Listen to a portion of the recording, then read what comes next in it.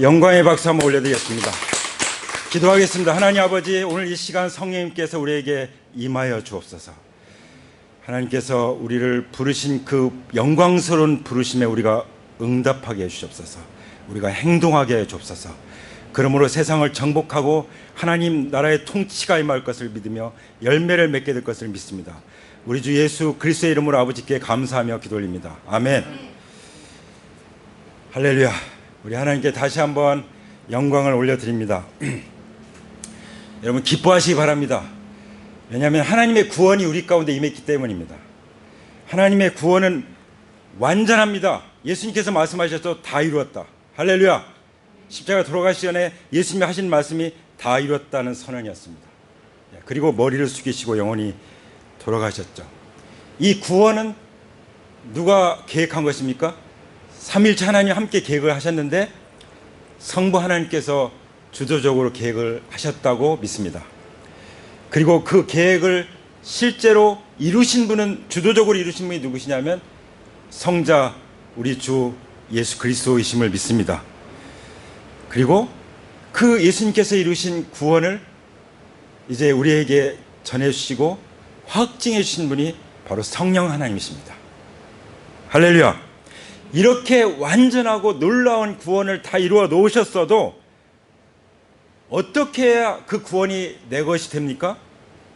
내가 그 구원을 받아들여야 되는 것입니다. 응답해야 된다는 말이죠. 그래야 나의 구원이 되는 것입니다. 여러분 그렇게 고백하실 수 있으십니까? 하나님의 구원이, 예수님의 구원이, 성령님 보증하신 구원이 나의 구원이 되셨습니다. 할렐루야. 이렇게 기쁨으로 말씀하실 수 있어야 되는 것입니다. 그렇게 되기를 축복합니다. 만약 그렇지 않은 분이 계시면은 이 시간 내가 주인 노릇하고 있는 거예요. 내가 하나님 노릇하며 사는 것입니다. 그 죄는 반드시 회개해야만 용서를 받는 것입니다. 죄를 회개할 때 성령님이 임하신 것입니다. 성령님이 내 안에 임하셔서 하나님의 말씀을 통해서 나의 구원을 확증해 주시는 것입니다. 할렐루야. 마찬가지로 하나님께서 우리를 부르시고 계십니다. 근데 하나님께서 우리를 부르실 때 어떤 사람들을 예수님께서 제자로 선택하셨습니까? 그 부르실 때 하나님의 부르심에 응답하는 사람들, 하나님의 부르심에 응답하고 따르는 사람들을 중에서 12제자를 선택했습니다. 어떤 사람들이 12제자로 선택을 받았다고요? 예수님의 부르심에 응답하고 따르는 사람들. 저 여러분들이 그런 사람 되기를 원합니다. 그래서 우리가 함께 하나님 나라의 그 영광스러운 운동에 부름받은 예수님의 팀이 되는 것입니다. 할렐루야. 한 팀이 되는 것입니다. 하나님 나라를 위해서 예수님의 영광스러운 부름을 받고 그 부르심에 응답한 한 팀이 되시길 바랍니다. 예수님의 팀이 되시길 바랍니다. 아멘. 근데 여기서 중요한 게 있어요. 어떤 것일까요? 여기서 가장 중요한 것은 바로 누가 주인인가 하는 것입니다. 누가 주인인가. 성경은 말씀하십니다. 내가 주다. 할렐루야. 성경은 처음부터 끝까지 우리에게 증거해 주시는데 말씀하시기를 내가 주다. 내가 하나님이다. 내가 주 하나님이다. 내가 그리스도다. 라고 말씀하시는 것입니다. 사마리아 여인 같은 그 수가성의 정말 불쌍한 여인인데요. 그 주님을 만났을 때 완전히 변화됐죠. 동네가 다 변화됐습니다. 할렐루야. 이런 변화의 역사가 내가 주다라고 하신 주님의 말씀 앞에 내가 반응하게 될 때, 응답하게 될 때 일어날 줄 믿습니다. 자, 여기 우리가 읽은 말씀을 보면은 한 안식일이 왔습니다. 지금은 이제 안식일 날이 이제 토요일이잖아요. 토요일 날 뭐 예배 드리는 게 아니죠. 우리는 이미 주님이 부활하셨기 때문에 주님이 부활하신 주의 날, 주일에 예배를 드리죠. 근데 예수님 당시에 이제 안식일이 있었어요. 그 한 안식일에 예수님께서 지나가시게 되셨어요. 어디를 지나갔죠? 밀밭 사이로 지나갔습니다. 근데 제자들이 좀 배가 고팠나 봐요. 그래서 밀 이삭을 손으로 잘라서 비벼서 먹었습니다. 우리도 어렸을 적에 그렇게 하지 않았어요? 학교 갔다가 집으로 갔는데 배가 고프면은 남의 집에서 이렇게 이삭 비벼가지고 그거 먹고 가고 했던 기억이 나는 사람도 있고 전혀 세대가 다른 사람도 있겠죠. 예. 근데 여러분, 이 장면을 볼 때 어떤 생각이 드십니까? 성령님께서 저에게 비춰주셨습니다. 이 밀밭 사이는 추수밭이다. 잃어버린 영혼들을 찾아 구원하러 지나가는 그 추수밭이다. 세상이다. 우리는 그 추수밭에서 이 곡식의 그 갈망, 그 굶주림, 그 배고픔, 그것을 과연 느끼고 있냐는 것이죠. 우리가 이 세상에 살면서 영혼을 구원하지 않으면 채워지지 않는 그런 굶주림이 있기를 원합니다. 그런 장면을 우리에게 지금 보여주신 것입니다. 근데 그런 것에 대한 전혀 생각이 없는 어떤 분들이 계셨어요. 몇몇 바리새인들입니다. 바리새인들이 뭐라고 그랬죠? 어찌하여 당신들은 안식일에 해서는 안 되는 일을 하고 있는 겁니까? 소위 종교인들은 그냥 율법적인 전통 그거 지키는 것에만 관심이 있어요. 영혼 구원에 대해서는 관심이 없어요. 이방인들의 구원에 대해서는 전혀 관심이 없어요. 그저 그냥 자기 율법적인 전통만 지키면 된다고 생각한 것이죠. 그러니까 예수님의 생각과 예수님을 따르는 제자들의 그 삶의 방향과는 전혀 거리가 먼, 전혀 차원이 다른 그런 모습을 우리에게 보여주고 계시죠. 그렇지만 우리들은 어떻습니까? 우리들은 예수님과 우리는 무엇을 위해서 먹고 삽니까? 지금 제자들이 왜 여기 밀밭 사이로 지나가는 것입니까? 영혼들을 찾아서 지나는 것이죠. 맞습니까? 하나님께서 우리에게 영혼들에 대한 그 굶주림과 갈망을 이 시간 부어 주실 것입니다. 할렐루야. 예수님에게는 그런 굶주림이 있으셨어요. 그런 배고픔이 있으셨습니다. 그런데 3절 보세요. 예수님께서 그들에게 대답하셨다. 다윗과 그 일행이 줄였을 때 다윗이 한 일을 너희는 읽어보지 못하였느냐?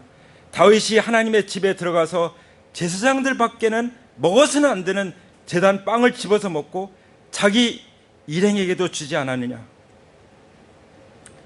자, 이미 예수님의 마음속에는 벌써 신약 성경에서 말씀하고 있는 그 말씀의 입장에서 지금 말씀하고 있는 거예요. 그렇죠?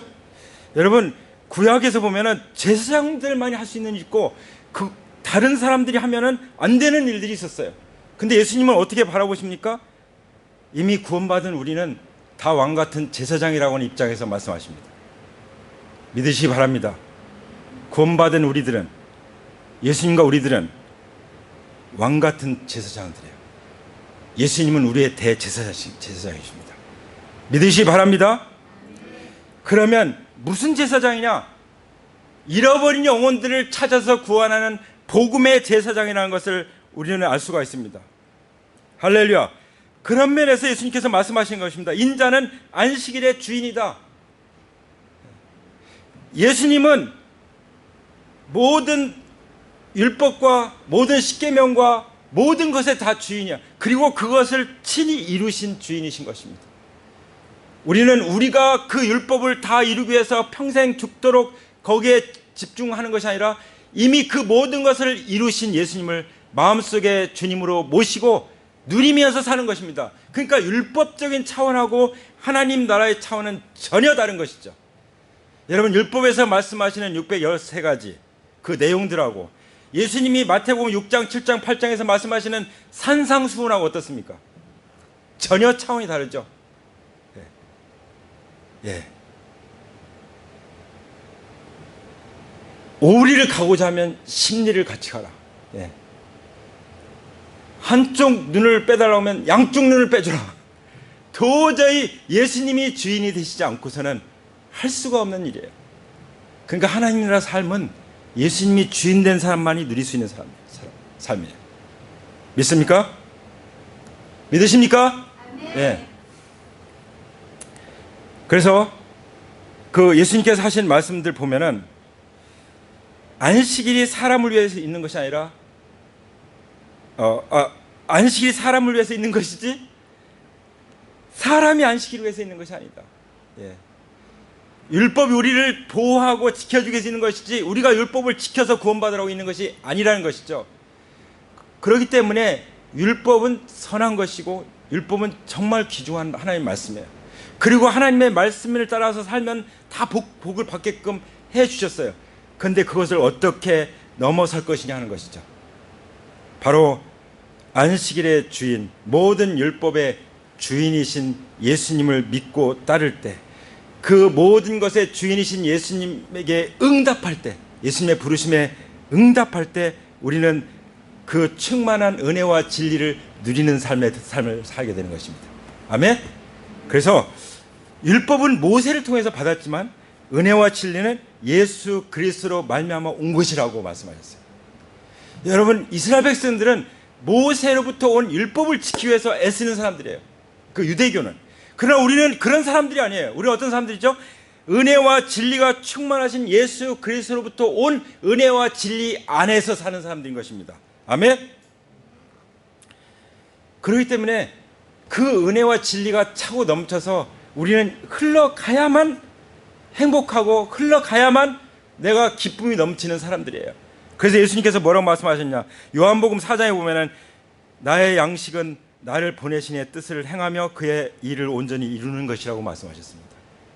할렐루야. 네. 예수님에게는 썩지 않는 양식이 있으셨어요. 그래서 썩지 않는 양식을 위해서, 썩는 양식을 위해서 일하지 말고 썩지 않는 양식, 영생하도록 있는 양식을 위해서 일해라, 살아라, 이렇게 말씀하십니다. 그러면서 더 나아가서 내 살은 참된 양식이요 내 피는 참된 음료라고 말씀하셨어요.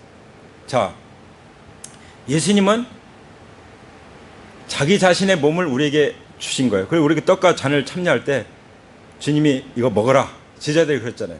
이거는 내 몸이다, 내 몸을 상징하는 것이다, 먹어라. 뭐 기도한다고 그 떡이 예수님의 실제 몸으로 바뀌는 것이 아니라, 어떤 종교에서는 그 화채설이라고 해서 기도하면은, 뭐 어떤 성직자가 기도하면은 이게 예수님 몸으로 실제 변한다고 그렇게 믿는 사람도 있는데, 그런 거는 아니고 예수님의 몸을 상징하는 거죠. 거룩하죠. 그리고 예수님의 피를 상징하는 포도주입니다. 할렐루야.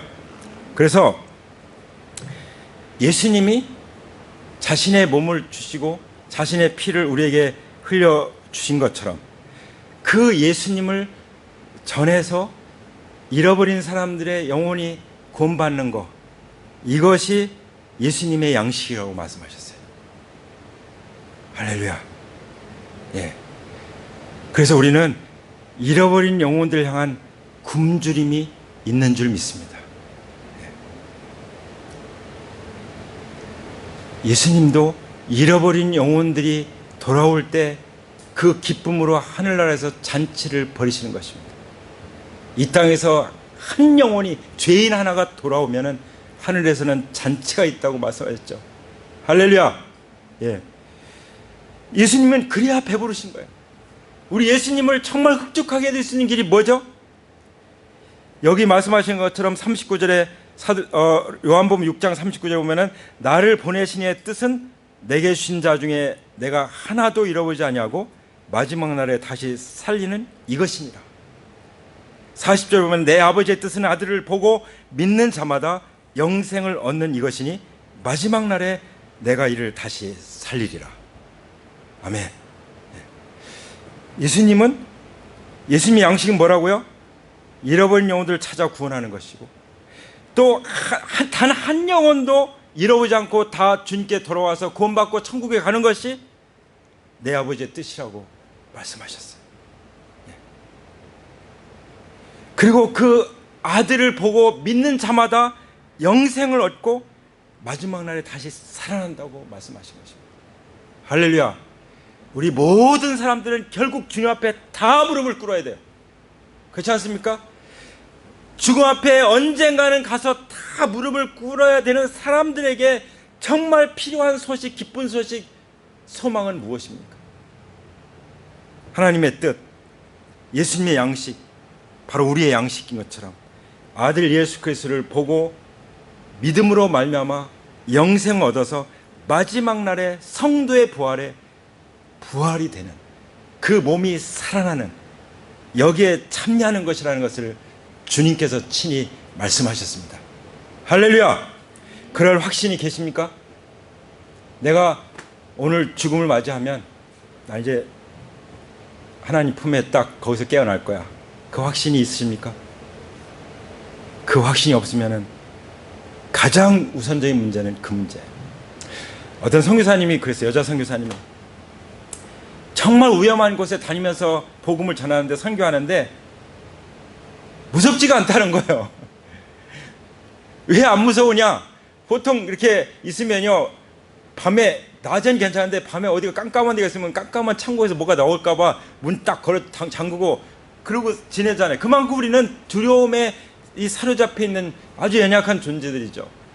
근데 한 그 여인으로서 정말 겁도 없이 복음을 들고 그 위험한 세계를 누비는 것은 어디서 나온 거예요? 그렇죠?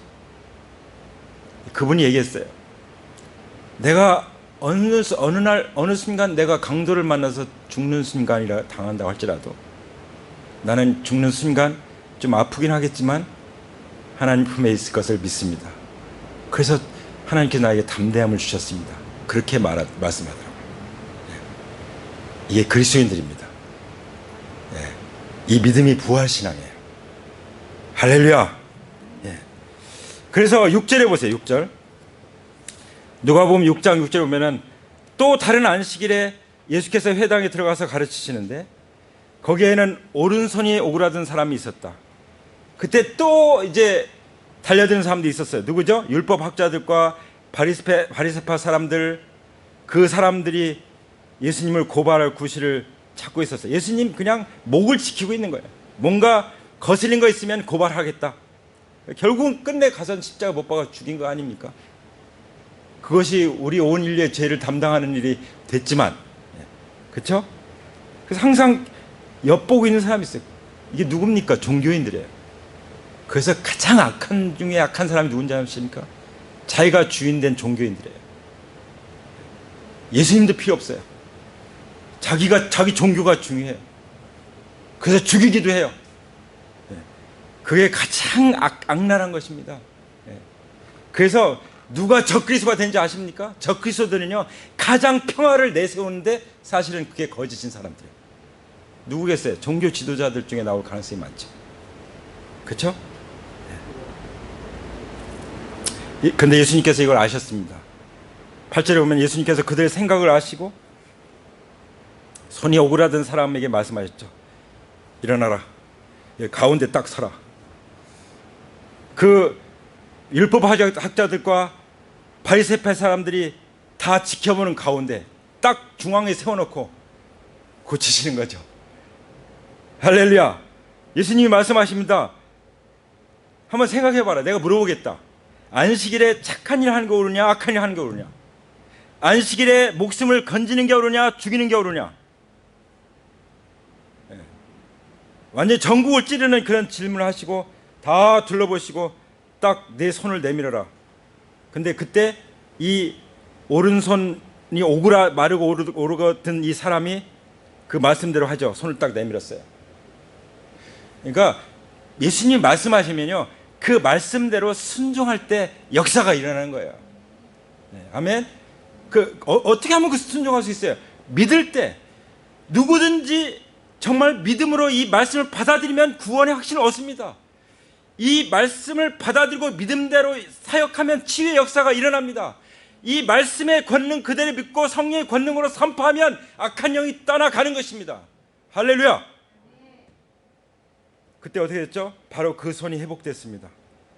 그랬더니 그 사람들이 화가 잔뜩 나가지고 이 예수님 어떻게 할까? 어떻게 이거 처치할까? 서로 의논하는 그런 장면이 성경에 기록되어 있습니다. 한번 보세요. 얼마나 대조적인가. 율법학자들, 바리새파들은 이 손이 오그라져 가지고 그 불편하고, 저희 이모가 손이 이렇게 딱 말라서 이만큼밖에 안 돼. 그러니까 머리를 감을 수가 없어. 뭘 드실 수가 없어 제대로.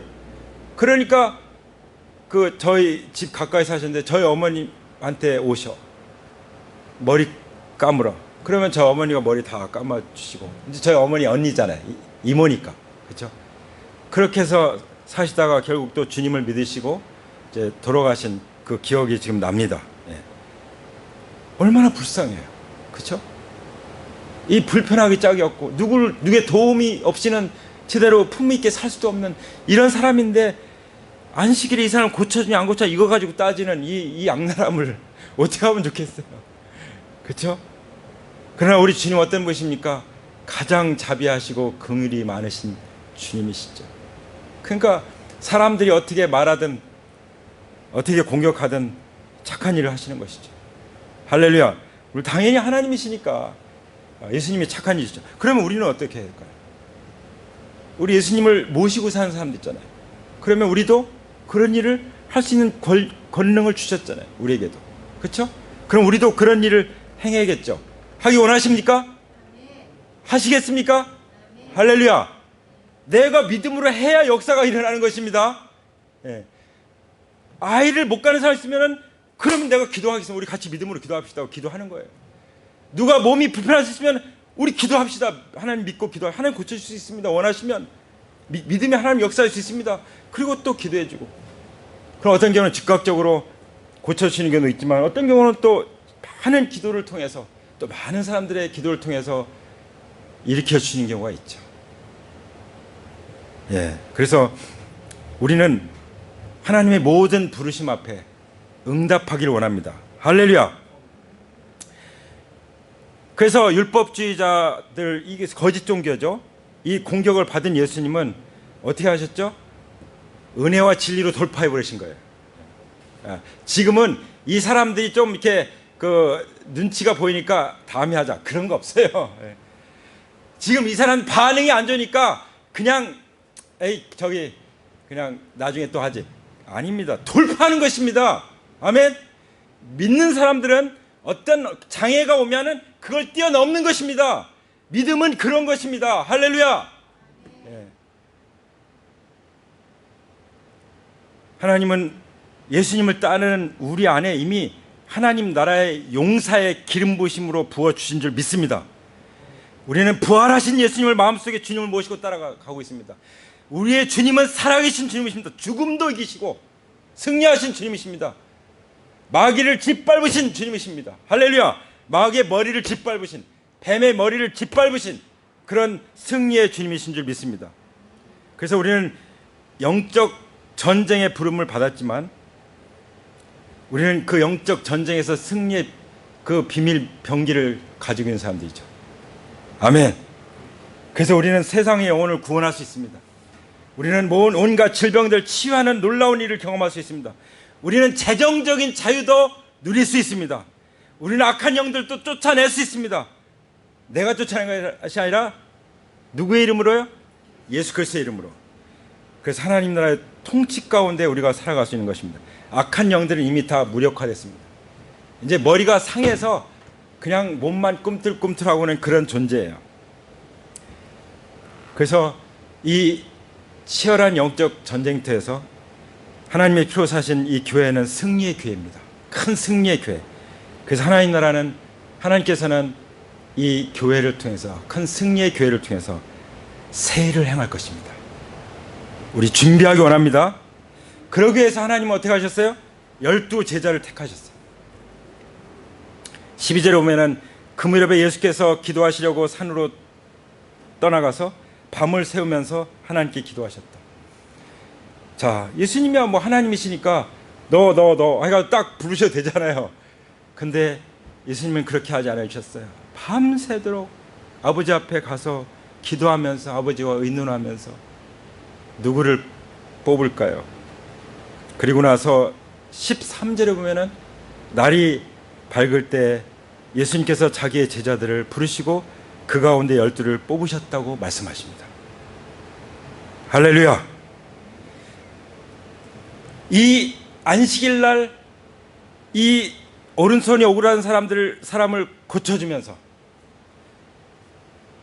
이 모든 안식일과 모든 율법과 모든 하나님 나라의 주인이 바로 예수님 자신인 것을 보여주시면서 예수님은 이제 하나님 나라의 왕으로 이제 부활하셔야만 가능한 거죠. 하나님 나라의 왕으로 하나님 나라를 통치할 것을 이제 준비하시는데 그 준비하는 것이 무엇이었죠?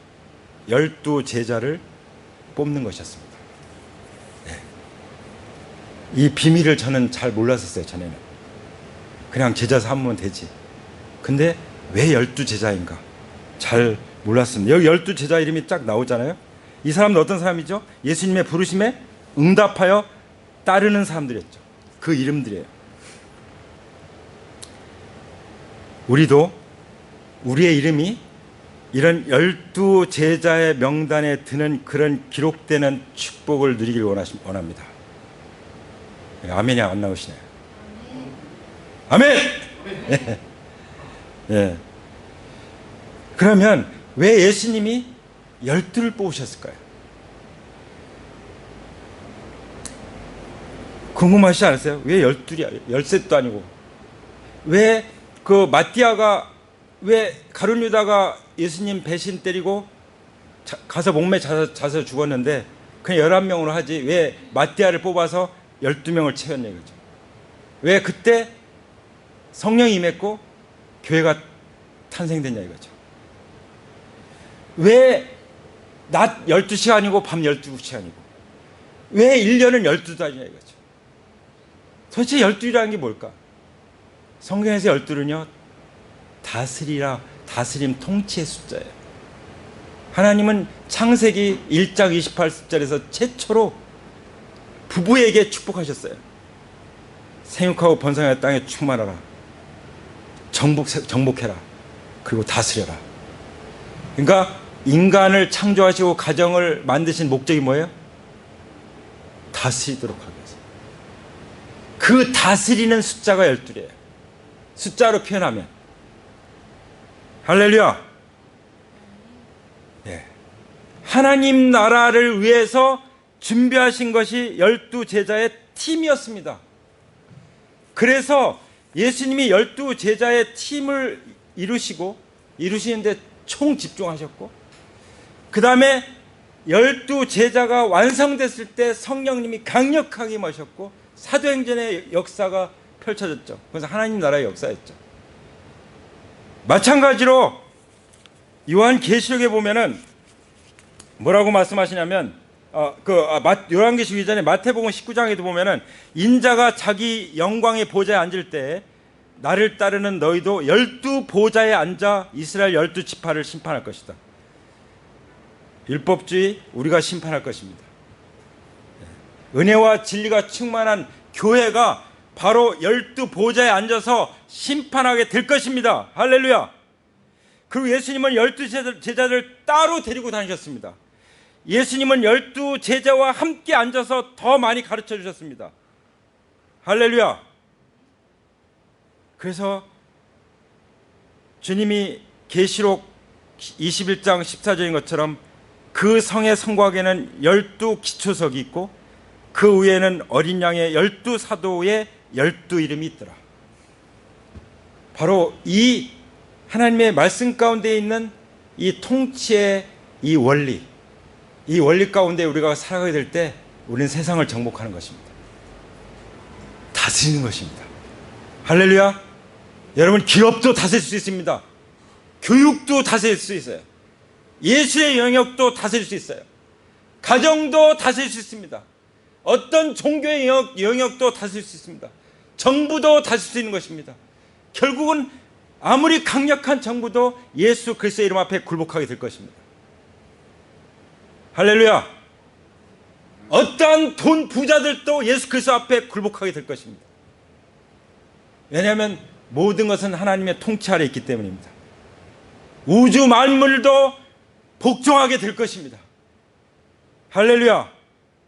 그 하나님 나라를 위해서 12제자를 택하셨고 그 다음에 부르셨습니다. 이 부르심이라는 뜻이 어떤 뜻이냐면은 어떤 목적, 가능성, 그리고 열정, 하나님 뜻을 행하는 것, 운명, 재능, 은사, 이런 뜻들이 다 들어있어요. 이 부르심 속에. 이 부르심이라는 말이 원래 칼레오라는 말이 칼레오라는 그 부르심이라는 단어 속에 이런 뜻들이 다 들어있어요. 한마디로 부르심은 열정인 것입니다. 왜 사람들이 열정이 없느냐? 부르심이 정확하지 않기 때문에. 왜 열정이 없느냐? 부르심에 응답하지 않기 때문에 열정이 없는 것입니다. 그러나 하나님의 부르심을 받고 거기 응답하게 되면은 목숨도 두렵지 않은 거예요. 그게 사도행전이 아닙니까? 뭐 조금 코로나가 어떻다고 4단계라고, 그리고 뭐 가진 게 조금 없다고, 몸이 조금 약하다고 두려워합니까? 그런 차원이 아니에요. 하나님 예수님의 부르심에 응답한 사람들은 그런 차원을 사는 것이 아닙니다. 더 숭고한 목적이 있는 것입니다. 더 하나님 나라를 위한 열정이 있는 것입니다. 우리의 운명이 결정되어 있는 것입니다. 그래서 하나님께서는 모든 것들을 우리에게 부어주시는 것을 언제든지 우리가 구하면 얻어서 쓸 수 있다는 것을 믿는 사람들입니다. 그 믿음을 가진 사람들은 다 소유한 거예요. 믿으십니까? 믿으십니까? 네. 오늘 다 말씀을 나눌 수 없겠습니다. 어쨌든 여기까지 말씀을 나누면서 이제 다음 시간에 그 부르심을 받았던 그 사람 중에 두 사람을 또 얘기하게 될 거예요. 이 두 사람이 어떻게 반응을 하게 되는지 꼭 우리 모습을 잘 보여줘요. 그렇지만 오늘 이 시간 우리는 응답할 것입니다. 응답하고 나갈 것입니다. 아멘이십니까? 우리 자리에서 다 같이 일어나겠습니다. 자리에서 여기 예수님이 선택하신 12제자처럼, 주님 제가 그 12제자의 부르심을 받았으니 제가 응답합니다. 그런 뜻에서 자리에서 일어나시기 바랍니다. 하나님께서 길을 여실 것입니다. 웨이메이커. 하나님께서 큰 길을 행하실 것입니다. 여실 것입니다. 우리 미래의 희망의 길을 여실 것입니다. 하나님 나라의 영광스러운 길을, 대로를 열 것입니다. 우리가 주님과 함께 간다면 모든 것은 완벽한 것입니다. 나는 정말 부족하지만 주님이 나와 함께 하느냐 함께 하지 않느냐, 그것이 문제지 내가 어떠냐 그것은 아무것도 아닌 것입니다. 주님이 함께 하시는 것을 믿으시 바랍니다. 내가 세상 끝날까지 너희와 항상 함께 있으리라. 할렐루야. 우리 두 손을 주님 앞에 올려드리고, 주님은 안식일의 주인이실 뿐만 아니라 내 모든 삶의 주인이십니다. 주님 다스려 주시옵소서. 이 시간 주님의 부르심 앞에 기쁨으로 응답합니다. 믿음으로 응답합니다. 주님 저를 받아 주십시오. 하나님 나라의 통치 가운데 그 12제자 가운데 제 이름이 기록되고 영광스럽게 쓰임받기를 원합니다. 빚어지기 원합니다. 주님 저를 마음껏 빚어 주시옵소서. 주님이 원하시는 대로 빚어 주시옵소서. 제가 어떻게 할 수 없는 그 오그라든 마른 손을 주님 고쳐 주시옵소서. 저의 다리를 고쳐 주시옵소서. 저의 생각을 고쳐 주시옵소서. 저의 마음을 고쳐 주시옵소서. 저의 재정을 고쳐 주시옵소서. 가정을 고쳐 주시옵소서. 저를 묶고 있는 어둠의 세력은 예수님의 이름으로 떠나갈지어다. 예수님이 주님이시기 때문에 우리를 고치십니다. 어지러움증은 예수님의 이름으로 떠나갈지어다. 암덩어리는 예수님의 이름으로 몸 밖으로 빠져나갈지어다. 두려움은 내게서 떠나갈지어다. 근심과 걱정과 염려는 예수 그리스도의 이름으로 내게서 완전히 끊어질지어다. 우리는 하나님 나라를 위해서 기름 부음 받은 용사들임을 믿습니다. 성령님 이 시간 우리에게 기름 부어 주시옵소서. 하나님 나라의 영광으로 기름 부어 주시옵소서. 부활의 주님을 증거할 수 있도록 성령의 권능으로 기름 부어 주시옵소서. 주님 제 마음을 열어서 주님 앞에 올려드립니다. 주님 제 안에 은혜와 진리로 충만히 기름 부어 주시옵소서. 저를 이 시간 새롭게 하여 주시옵소서. 주님의 부르심에 응답합니다. 주님, 저를 12 제자로 불러주시오니 제가 응답합니다. 순종하고 따르겠습니다. 주님, 저를 도와주시옵소서. 성령님, 저를 붙잡아 주시고 도와주시옵소서. 저는 연약합니다. 그러나 주님이 함께 하심을 믿고 나갈 것입니다. 주님, 저를 도와주시옵소서. 보혜사 성령님이시여 저를 감싸 주시옵소서. 주님을 따르는 길을 방해하는 온갖 게으름과 거짓된 것들은 이 시간 주님의 보혈로 깨끗이 씻어지고 떠나가고 우리의 마음이 정결케 되기를 원합니다. 이 시간 마음을 활짝 여시기 바랍니다. 더 이상 저는 제가 주인 돼서 살지 않겠습니다. 제 모든 삶의 주인은 하나님이십니다. 부활하신 예수님이십니다. 나의 죄를 위해서 죽으시고 부활하신 예수님을 내 마음 가운데 내 일평생 영원히 나의 주님으로 영접합니다. 기도하시기 바랍니다. 주님, 제 안에 들어오세요.